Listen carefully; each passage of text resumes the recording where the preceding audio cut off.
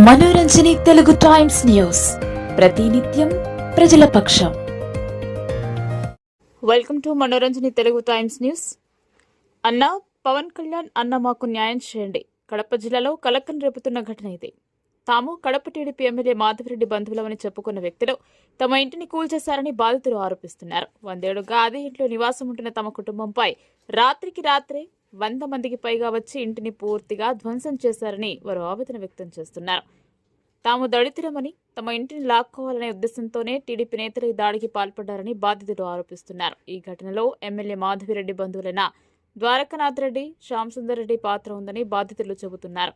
తమ ఇంటిని తమకు అప్పగించే వరకు కూల్చిన ఇంటి వద్దే రోడ్డుపైన నిరాహార దీక్ష చేస్తామని స్పష్టం చేశారు. ఈ సందర్భంగా బాధితులు పవన్ కళ్యాణ్ అన్న ఒక్కసారి మాతో మాట్లాడి మాకు న్యాయం చేయండి అని డిమాండ్ చేస్తున్నారు. దయచేసి మాకు ఎవరో పెద్దలు మాతో మాట్లాడే వరకు మేము ఇక్కడే నిరాహార దీక్ష అయితే కూర్చుంటాము.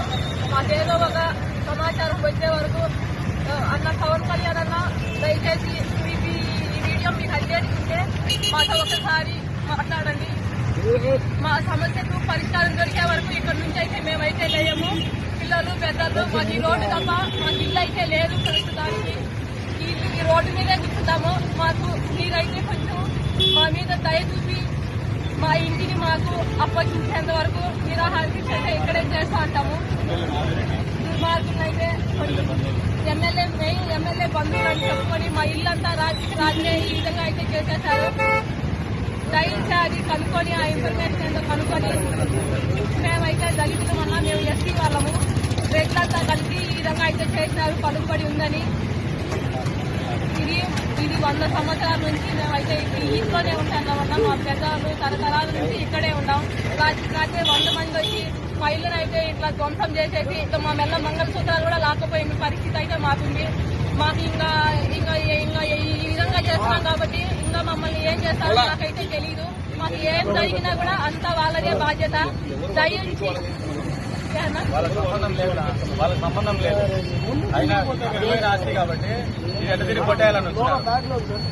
మా మీద దయించి ఒకసారి ఈ వారికి అంటనైతే మీ మాట కొరకు మేము వెయిట్ చేస్తూ ఉంటామన్నా. ఒక్కసారి మాతో మాట్లాడండి ప్లీజ్ అన్న.